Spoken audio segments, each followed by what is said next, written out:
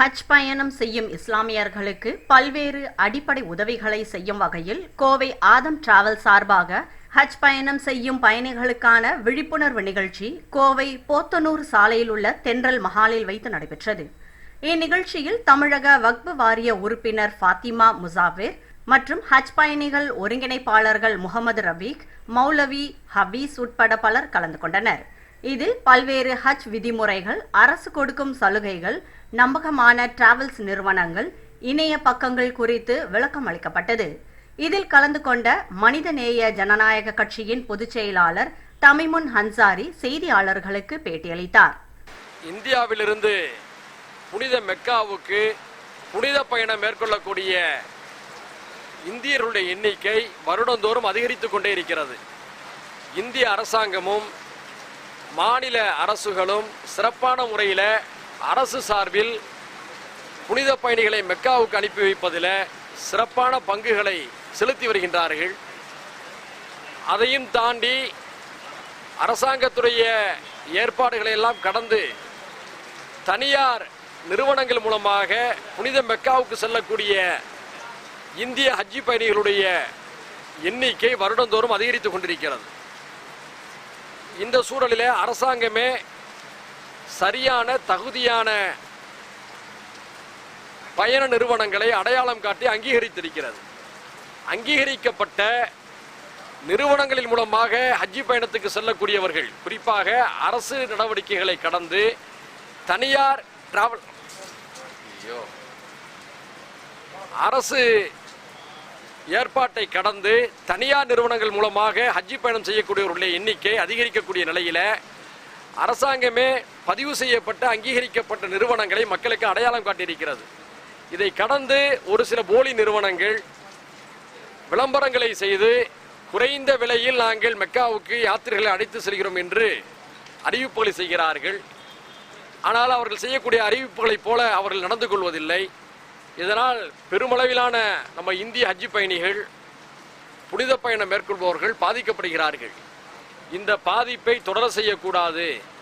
அரசாங்கம் அங்கீகரிக்கப்பட்ட தனியார் நிறுவனங்களை அடையாளம் காட்ட வேண்டும்.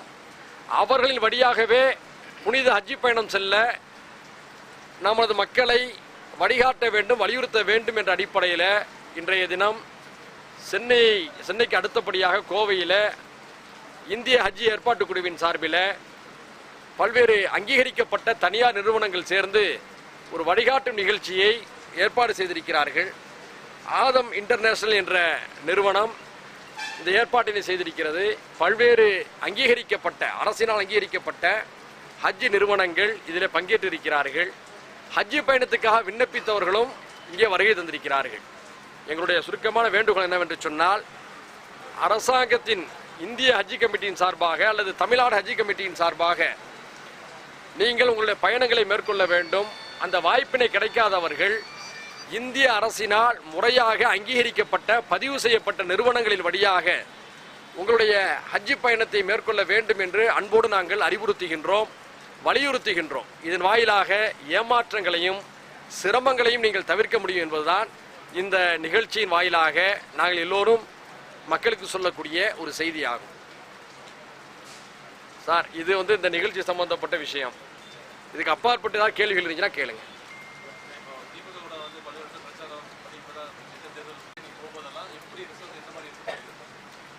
அதாவது இதற்கு முன்பு இந்தியாவில் நடைபெற்ற தேர்தல்களில் வறுமை ஒழிப்பு, வேலை வாய்ப்பு, வளர்ச்சி திட்டங்கள் ஆகியவைகளை முன்னிலைப்படுத்தி ஆளுங்கட்சியும் எதிர்கட்சியும் தேர்தல் பரப்புரைகளை செய்து வந்தார்கள். ஆனால் இந்தியாவில் இந்த நாடாளுமன்ற தேர்தலில் தான் ஒரு பிரதமருக்கு எதிராக கருத்துக்களை முன்வைத்து ஒரு மிகப்பெரிய அலை ஏற்பட்டிருப்பதை பார்க்க முடிகிறது. ஜனநாயகத்துக்கும் சர்வாதிகாரத்துக்கும் நடைபெற்ற ஒரு தேர்தலாகவே இந்த தேர்தலை நாட்டு மக்கள் அணுகியிருக்கிறார்கள். வட இந்தியாவில் மோடி அரசு அமல்படுத்திய ஜிஎஸ்டி விவகாரம், பண மதிப்பிழப்பு நடவடிக்கைகள், இவைகளெல்லாம் மிகப்பெரிய கொந்தளிப்பை உருவாக்கியதன் காரணமாக மோடி எதிர்ப்பலை வட இந்தியாவிலே வீசிக்கொண்டிருக்கிறது. ஆனால் தமிழ்நாட்டில் தான், குறிப்பாக தென்னிந்தியாவில் தமிழ்நாட்டில் தான் அதையும் தாண்டி மோடி வெறுப்பலை வீசியது.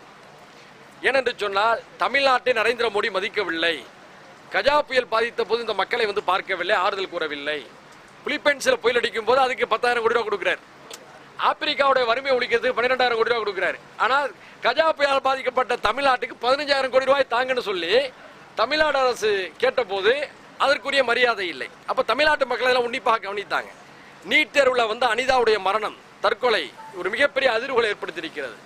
இது போன்ற பல்வேறு விவகாரங்களில் தமிழ்நாட்டை இவர் வஞ்சிக்கிறார் என்ற கோபம் தமிழ்நாட்டு மக்களுக்கு கடுமையாக இருந்தது. அதை இந்த மக்கள் இந்த நேரத்தில் தேர்தல் களத்தில் பிரதான பிரச்சனைகளாக கருதியிருக்கிறார் என்பதையெல்லாம் செல்லுகின்ற இடங்களில் நாங்கள் உணர முடிந்தது.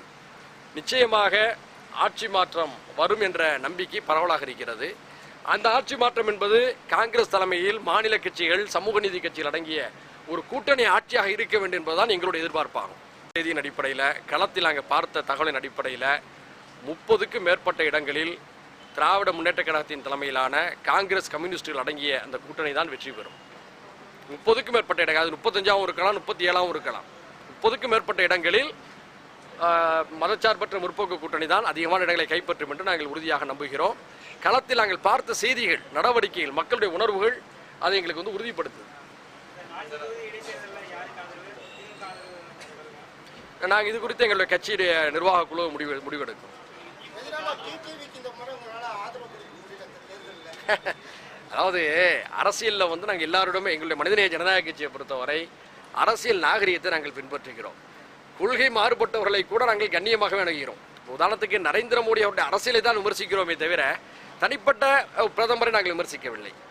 கேளுங்க, அது அந்த அடிப்படையில் தான் டிடிவியின் மீது எங்களுக்கு இப்போது அன்பு இருக்கிறது, மரியாதை இருக்கிறது. ஆனால் தேர்தல் அரசியல் என்று வருகின்ற பொழுது நாட்டில் ஆட்சி மாற்றத்தை ஏற்படுத்தக்கூடிய வாய்ப்பு அகில இந்திய அளவில் காங்கிரஸுக்கு மட்டும்தான் உண்டு. அப்படி என்று சொன்னால் காங்கிரஸ் அங்கம் பெறக்கூடிய ஒரு அணியை வெற்றி பெற செய்வதுதான் அரசியல் புத்திசாலித்தனம். தமிழ்நாட்டில் திராவிட முன்னேற்ற கழகத்தின் தலைமையிலான அணியிலே காங்கிரஸ் இருக்கிறது. அப்படி என்று சொன்னால் ஆட்சி மாற்றத்துக்கு சரியான வலிமையான மாற்று இவர்கள் என்ற அடிப்படையில்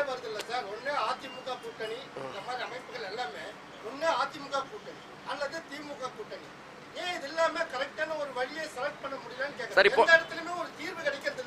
நீங்க சொல்றீங்களா மக்கள் நல கூட்டணி வந்துச்சுல, எல்லாரும் ஓட்டு போட்டீங்களா? மக்கள் நல கூட்டணி அமைச்சாங்கல்ல, நீங்க சொல்லக்கூடியவர்கள் எல்லாம் உங்களை போன்ற எதிர்பார்ப்பு உள்ளவர்கள் அதுக்கு ஓட்டு போட்டு ஜெயிக்க வச்சீங்களா? டெபாசிட் இல்ல, நான் மக்கள் நல கூட்டணி உருவாக்கியவர்களே நானும் ஒருவன், உங்களுக்கு தெரியும். ஆனால் மக்கள் இது போன்ற சக்திகளை ஆதரிக்கிறார்கள், பாராட்டுகிறார்கள், புரியுதா இல்லையா? ஃபேஸ்புக்கில் லைக் கொடுக்குறாங்க, ஆனால் ஓட்டு போட மாட்டேங்கிறாங்க. அப்போ யதார்த்த அரசியல் தமிழ்நாட்டில் எப்படி இருக்குன்னு சொன்னோம்னா இவர்கள் அல்லது அவர்கள் என்ற நிலையில் இருக்கிறது. நாங்கள் நாட்டில் ஆட்சி மாற்றம் ஏற்பட திமுக தலைமையிலான மதச்சார்பற்ற முற்போக்கு கூட்டணி தான் வலிமையான மாற்று என்ற அடிப்படையில் ஒரு ஆதரித்திருக்கிறோம். அதே சமயத்தில் வந்து எங்களுக்கு டிடிவி மீது வந்து எங்களுக்கு மரியாதையும் அன்பும் இருக்கிறது. அது ஒரு விஷயம். சார், தொடர்ச்சியாக 4-5 நாட்கள் விடுமுறை வந்தது அதுக்கு ஒரு காரணம் சார். அது ஆரம்பத்திலேருந்து பல பேர் சுட்டி காட்டினாங்க, தேர்தல் ஆணையம் அதை கவனத்தில் கொள்ளலை. 4-5 நாட்கள் விடுமுறையாக இருக்கும்போது சார், அரசு ஊழியர்கள் அல்லது வந்து தனியார் நிறுவன ஊழியர்கள் அல்லது தொழிலில் இருக்கக்கூடியவங்க வந்து குடும்பத்தோடு சுற்றுலா செல்லக்கூடிய சூழல் அதிகமாக இருக்கிறது என்ற கருத்து பரவலாக இருந்துச்சு. அதனுடைய எதிரொலியாக கூட அந்த வாய்ப்பு கொஞ்சம் குறைஞ்சிருக்கலாம் என்று நாங்கள் கருதுகின்றோம் சார். அதாவது கொள்கை சார்ந்த அரசியலை, விடுமியங்கள் சார்ந்த அரசியலை நாங்கள் பின்பற்றி கொண்டிருக்கின்றோம். இது மனிதநேய ஜனநாயக கட்சியுடைய தலைமை நிர்வாக குழு எடுத்த ஒரு கொள்கை முடிவு. அந்த கொள்கை முடிவை நான் செயல்படுத்தக்கூடிய இடத்தில் நான் இருக்கின்றேன். இதில் கோபம் ஏற்பட்டு அல்லது மாறுபட்ட எண்ணங்கள் ஏற்பட்டு எங்கள் மீது கட்சித்தாவல் தடை சட்டத்தின்படி நடவடிக்கை எடுப்பார்களே, ஆனால் அதை அந்த நாட்டுடைய நலனுக்காக நாங்கள் செய்த தியாகமாக கருதி ஏற்றுக்கொள்வோமே தவிர அதை நாங்கள் விமர்சிக்க மாட்டோம். பதவியை விட கொள்கைகள் முக்கியம் என்ற அரசியல் நிலைப்பாட்டில் நாங்கள் இருக்கின்றோம். அம்மா மக்கள் முன்னேற்ற கழகத்துடைய தலைவராக தேர்ந்தெடுக்கப்பட்டிருக்கக்கூடிய மரியாதைக்குரிய அண்ணன் டிடிவி தினகரன் அவர்களுக்கு மனிதநேய ஜனநாயக கட்சியின் சார்பில் எங்களுடைய மனமார்ந்த நல்வாழ்த்துக்களை தெரிவித்துக் கொள்கிறோம். இது எங்களுடைய நிலைப்பாடு, அரசியல் நாகரிகம். மற்றபடியாக அந்த கட்சியுடைய உள்விவகாரங்களில் யார் என்ன நடவடிக்கை எடுத்தாலும் என்பது எங்களுக்கு தெரியாது. அதை பற்றி நாங்கள் கருத்து கூற விரும்பவில்லை. அவருக்கு எங்களுடைய மனமார்ந்த நல்வாழ்த்துக்களை தெரிவித்துக் கொள்கிறோம்.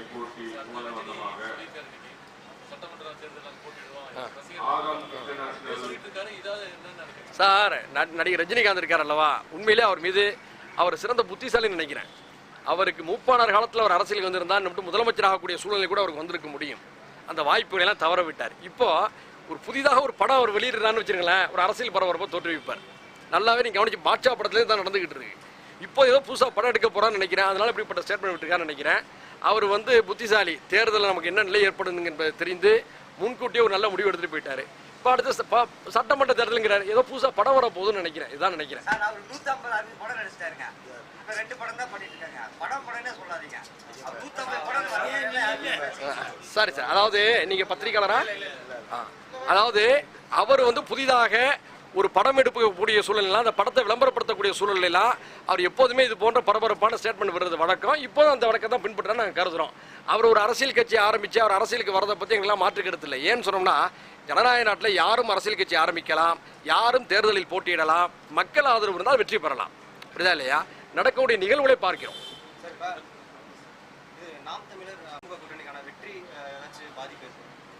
அதாவது ஜனநாயகத்தில் வந்து மிக முக்கியமான பங்களிப்பு யாருன்னா மக்களுடைய பங்களிப்பு தான். தேர்தல் வாக்குப்பதிவு இயந்திரங்களில் யார் எவ்வளோ ஓட்டை போட்டிருக்காங்க, என்ன செஞ்சிருக்கான்னு யாருக்குமே தெரியல. அதனால் யூகத்தில் சொல்ல முடியாது. ஆனால் இந்த தேர்தலில் முதல் 2 இடங்களில் வரக்கூடியவர்களை சுற்றி தான் எதிர்கால தமிழ்நாட்டுடைய அரசியல் இருக்கும்.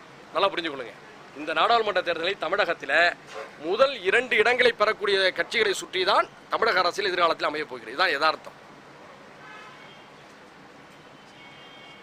அடுத்தது சிதம்பரம் தொகுதியில் நேற்று மதியம் நடைபெற்ற அரசியல் வன்முறைகளையும் இன்றும் தொடரும் அரசியல் வன்முறைகளையும் மனிதநேய ஜனநாயக கட்சி வன்மையாக கண்டிக்கிறது.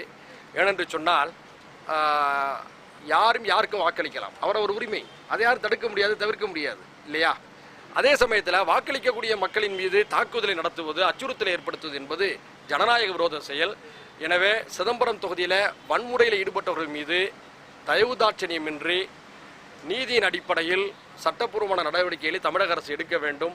பாதிக்கப்பட்ட மக்களுக்கு உரிய பாதுகாப்பை தர வேண்டும். இது போன்ற கலவரங்கள் தொடர்ச்சியாக பரவாமல் இருப்பதற்கான முன்முயற்சிகளை தமிழக அரசு எடுக்க வேண்டும் என்று இந்த நேரத்தை கேட்டுக்கொள்கிறோம். இல்லை, இப்போ தானே இந்த தேர்தல் முடிஞ்சு நாடாளுமன்ற சார் நேற்று தேர்தல் முடிஞ்சு இப்போ தான் ஐயோன்னு எல்லாம் படுத்து கிடக்கிறான். இனிமேல் அடுத்த கட்டத்துக்கு தயாராகணும். இன்னும் நாட்கள் இருக்கு இல்லையா? இல்லை, அவங்க தேர்தலில் போட்டியிடுற கட்சிகள் வந்து எப்போதுமே முந்திக் கொள்ளும். நம்மளாம் ஆதரவு சக்திகள் தானே, மெதுவாக தானே நம்ம எல்லாம் களத்தில் இறங்குவோம். பிரச்சனை. நன்றி சார். பொருளாதாரத்தில் பின்தங்கி இருக்கிறவங்களுக்கு வந்து நிறைய பேர் வந்து இந்த ஹஜ் பயணம் போறது ரொம்ப சிரமமா இருக்கு. அவங்களுக்கு ஏதாவது வாய்ப்புகள், திட்டங்கள் அந்த மாதிரி ஏதாவது வச்சிருக்கீங்களா? அதாவது ஹஜ்ஜி பயணம் என்பதை வசதி உள்ளவர்களுக்கு மட்டும்தான் ஹஜ்ஜி பயணம். வசதி குறைந்தவர்களுக்கு அது கட்டாயம் இல்லை. இஸ்லாமிய மார்க்கத்துடைய வழிகாட்டல். ஏன்னா ஏழைகளுக்கெல்லாம் அந்த கடமையை நிர்பந்தம் பண்ணியிருந்தோம் சொன்னோம்னா பல பேர் ஏங்கி இருப்பாங்க. ஆனால் மார்க்கம் தெளிவாக சொல்லுது, வசதி நிமிஷம் வசதி இருந்தால் நீங்கள் ஹஜ்ஜி பயணம் மேற்கொள்ளணும் தான் மார்க்கம் அறிவுறுத்துது. அதனால் 5வது கடமையாக இருக்கக்கூடிய இந்த விஷயத்தில் வசதி இருந்தால் அவர்கள் செல்ல அனுமதி உண்டு. அதே சமயத்தில் வசதி உள்ள சில பேர் என்ன செய்யறான்னு சொன்னால், தங்களுடைய உறவுகள் நண்பர்களில் வசதியற்றவர்கள் விருப்பத்துடன் தான் அவங்களாம் ஏற்பாடு செய்கிறாங்க. இந்த விஷயத்தில் நம்ம மீண்டும் வலியுறுத்தினு சொன்னோம்னா, ஏற்கனவே அளித்து கொண்டிருந்த ஹஜ்ஜி மானியத்தை இன்னும் அதிகப்படுத்தி அறிவிக்கின்ற பொழுது உங்களை நீங்கள் சொல்வது போன்ற வசதி சற்று குறைவாக இருந்தாலும் ஆர்வம் இருக்கக்கூடியவர்களுக்கு அது மிகப்பெரிய உதவியாக இருக்கும். தமிழக அரசு இந்த விஷயத்தில் ஒரு மானியத்தை அறிவித்திருக்கிறது. தேசிய அளவில் இந்திய அரசு அறிவிக்க வேண்டும். அப்படி அறிவித்தால்